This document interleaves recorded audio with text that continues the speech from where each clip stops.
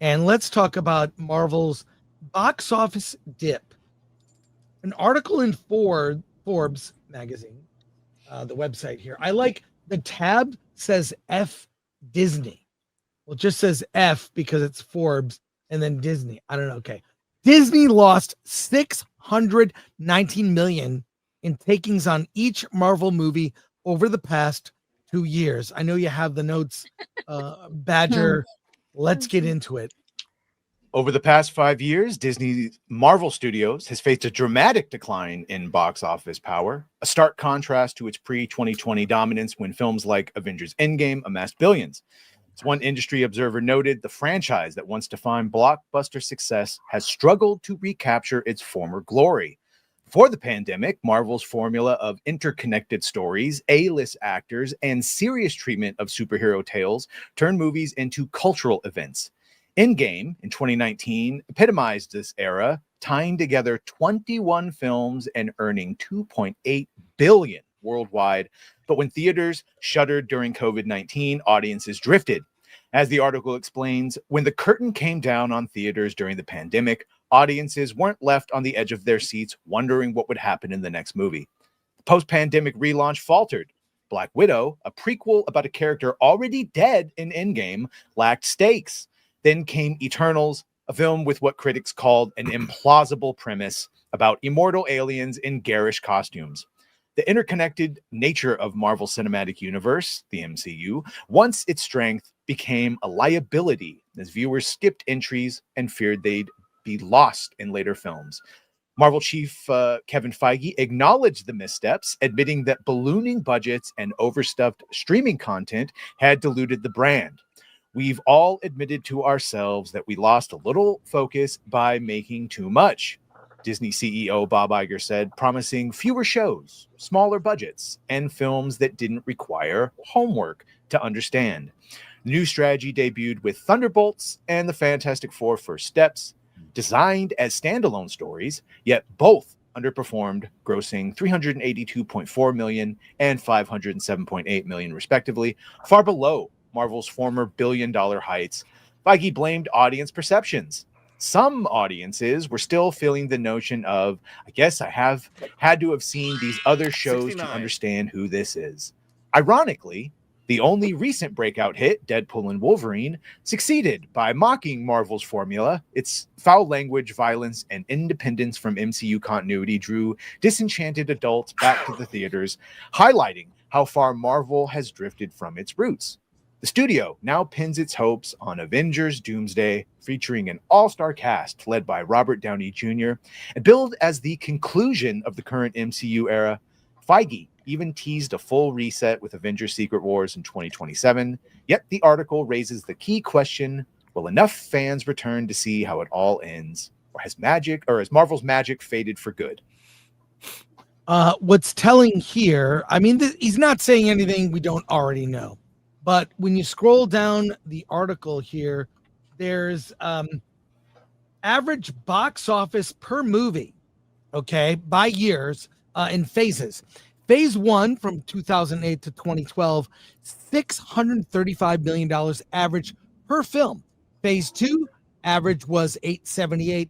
Phase 3, the average movie between 2016 and 2019 made $1.2 billion. You get to phase 4, it drops to $815 million. With phase 5, $610 million average. Now phase 6, which is only really one movie, Fantastic Four, $507 million. But you see with these numbers, I'll zoom out a little bit so you can see them all. This diminishing returns for the MCU box office wise. So that phase 3 was the sweet spot, and now it's dropped. Will they get back with upcoming Doomsday? What do you guys all think? I'm not optimistic. Yeah, I don't think they'll make enough that they need to make. Yeah. But I think Doomsday will make more money than any movie from phases 4, 5, and 6. Yeah, it will, but I don't think it'll make enough. Doomsday.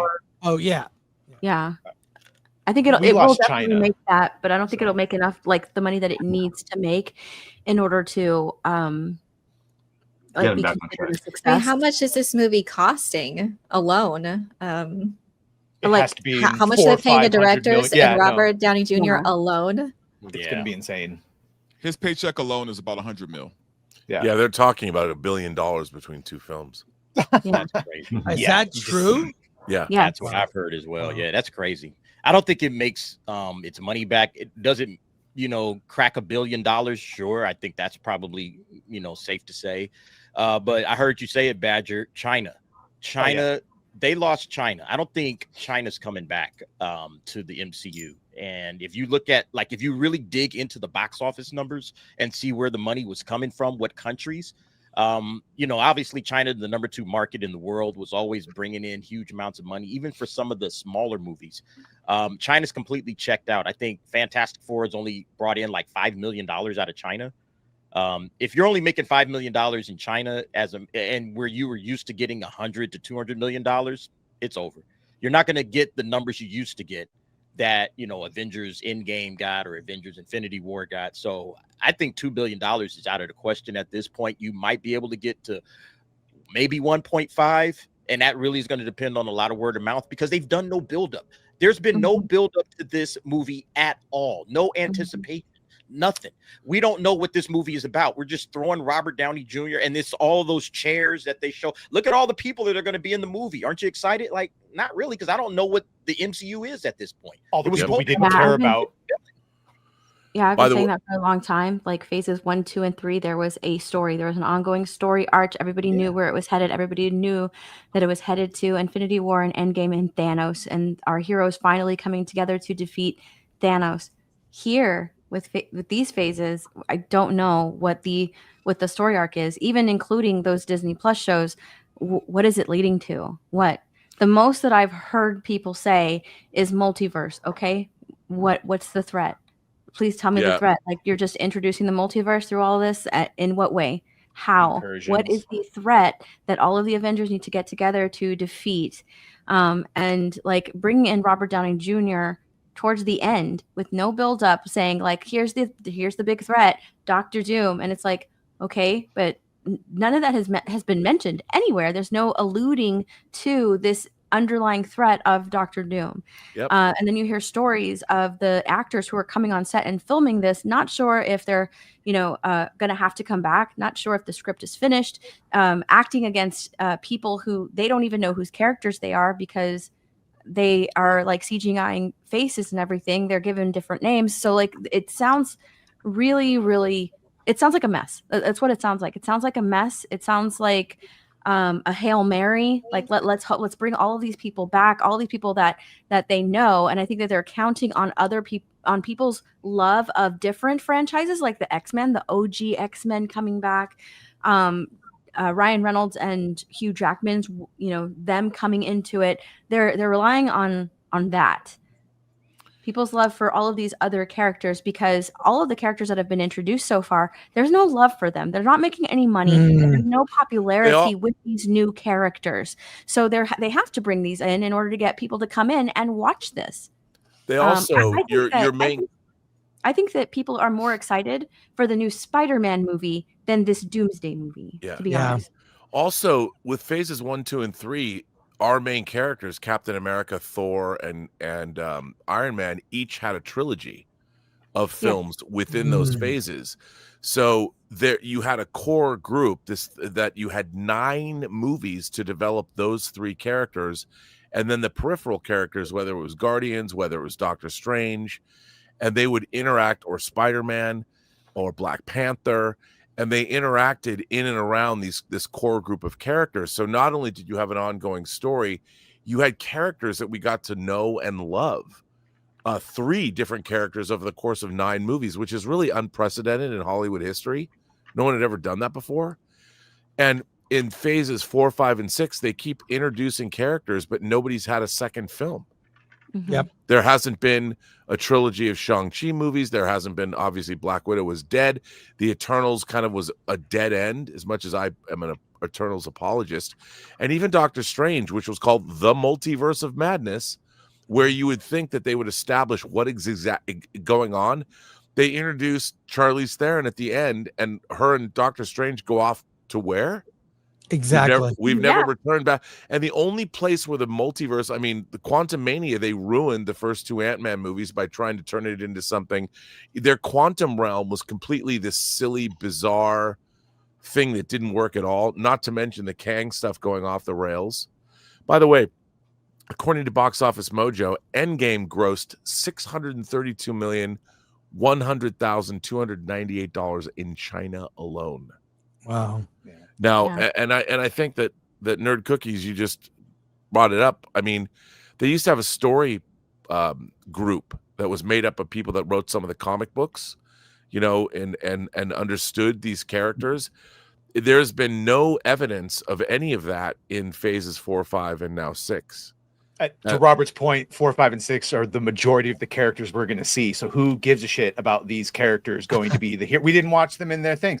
And even if you bring Chris Evans back and you say that him going back in time to be with Peggy caused an incursion that is destroying all the things, and Doom is actually the hero that's trying to unite everyone to stop these incursions, it's still most of the characters are people that didn't resonate with the audience to begin with. And like you just pointed out, it's all gimmicky. Even Dr. Doom is a gimmick. And the thing about the Avengers, the first 23 movies, actually 23 meaning Spider-Man Far From Home, which is the final film of the first 3 phases, all of those movies were, if you watch them as one thing, it's and Infinity War and Endgame are 2 of the great fantasy films ever made. I mean, I'm not going to say that they're on the level of, say, Lord of the Rings, but as far as superhero movies go, they're pretty damn close.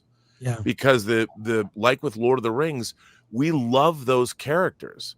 I mean, and if you think about, I'm a big proponent. The way they opened Endgame with Hawkeye's family getting dusted, and then they cut to Mr. Fantasy over the Marvel logo, is one of the great openings of any fantasy film ever, because they reestablished in a bucolic family moment what exactly the stakes are. And it was, I don't know if that was the original conception of the film. I would think it wasn't. And then with that piece of music kicking in, and if you watch the first 30 minutes of Endgame, when they go back and they kill Thanos, and then you see 5 years later what's going on, this is pretty heady, sophisticated stuff for a comic book franchise coming off of the wonderful entertainment that was Infinity War. I mean, there wasn't a dry eye left in the house at the end of that movie. Please, Mr. Stark, I don't want to go. And it was all earned. And I think one day somebody's got to write a book. How could something go? You had 23 movies of your own formula that led all the way up to Infinity War and Endgame. How do you F that up? Ego and hubris. You mentioned that story group, and someone in the chat points out, Bo DeMeo told us all about. Yeah, no, that story group is long gone. The story group is Kevin and his minions. Mm-hmm. But how does that? I mean, the proof is in the pudding. The same is true of new Star Trek. You didn't make any money. And Star Wars. Yeah. And Star Wars. Yep. It's the toxic fans, Robert, that just aren't watching our super awesome. You know what I'm saying? Like, that's literally their viewpoint. I mean, not only that, we tried to tell them. Not only that, but usually there's an Avengers movie in each phase of Marvel. And right now, who are the Avengers? There aren't, Who are they? Who are the Avengers? Well, they're right the now? new Avengers. Like, We got the I new don't Avengers. know, You got because the in phases Avengers 4 with a there Z. wasn't. Yeah, in phase 4 there wasn't an Avengers movie. They didn't all come together and fight some type of threat. So there was no Avengers movie in phase 4, none in phase 5, and we're finally getting one 7 years later since Endgame. It's been 7 years since Endgame. So there has been no Avengers. Who are the Avengers right now? We don't know. Well, Anthony We don't Mackie know for these sure, people. because the joke is that he's suing the new Avengers for copyright infringement. Yeah. No, but I really give what Steph is saying, because it's called Avengers Doomsday, but we have no idea who the Avengers even are. Yeah. Right? It's just a title at this point. It's Why like just everything else why in the you call it MCU. Avengers? Just call it Doomsday. You know, It's like everything else. I'm sorry. Go ahead, Rob. No, you go ahead. I'm sorry. I was just going to say, it's just like they're slapping the name Avengers on a movie. That's all they're doing. They're just slapping the name Avengers on a movie. They're going to bring a bunch of characters together. There's the movie. And we have these names and we have these stars and we have these characters, but it's been no buildup. It's literally the same thing as slapping the Marvel Studios logo on a movie or on a television show and expecting people to show up because Marvel has always been this or whatever. So I think that's one of the big problems is that, yeah, you don't know who the Avengers are. They haven't built them up. They haven't built up to this. We have a completely different villain than what we had before. Like, this is supposed to be Kang. Now it's, you know, Dr. Doom. We know nothing about where the universe is and why should we care? That's the biggest problem I have. We don't care. And Marvel hasn't made us care. The only thing that we're supposed to care about is, oh, they're bringing in Professor X and they're bringing in Magneto and they're bringing in, you know, this character and that character. And we care about those characters, but where are they at in this universe? Nobody knows. And you know what cameos. They introduced, I'm wondering if the X-Men are going to come from wherever Maria is her name Maria Hill? Who is that? The other Marvel? Monica Rambeau. Monica Rambeau, thank you.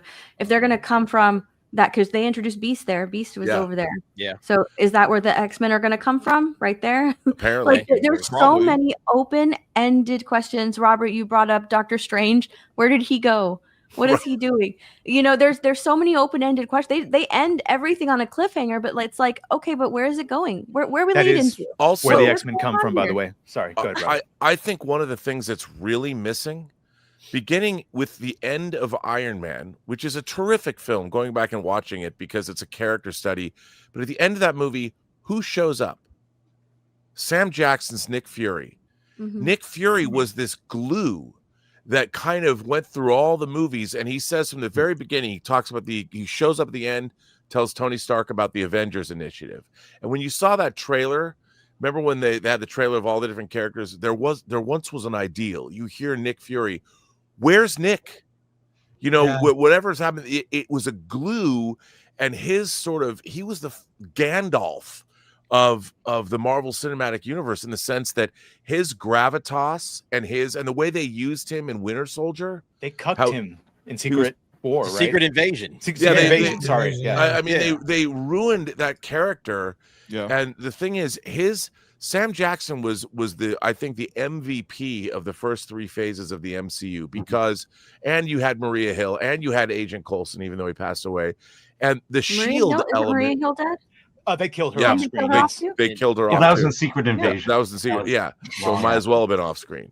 Yeah, but the fact is, how do you lose that element? How do you lose Shield? I mean, is Shield no longer around? It's Sword now because of. Oh, of course, but it's like you saw him in Nick Fury. You think the best use of him was in the Marvels? You basically kind of made him a goof. Black Girl Magic. Look, there's no overarching Marvel story, but Alan and I have access to Marvel Zombies. I haven't seen it all yet. We'll talk about it. I have seen Marvel Zombies. Alan has seen all of Marvel Zombies, and you're gonna have to be vague. Yeah, I have to be super vague. I can't tip off whether I liked it or not until next week. But the two things I found interesting was this is the first time, aside from Bo DeMeo, that an actual comic book writer wrote the series. And I'll just say it feels like a comic book movie. The problem is look, if I'm a comic book writer and I got offered a Marvel TV series, I'd be all for it. I'd say, great, give it to me. And then Marvel hands them, but here are the heroes you have to work with, which is basically the Thunderbolts and Ms. Marvel. The heroes we're going to be seeing in the upcoming movie. Yeah, and so you know, the only thing I'll say about Marvel Zombies is it feels like a comic book. It feels like it was written by a comic book writer, but then you use the Thunderbolts and Ms. Marvel. Yeah.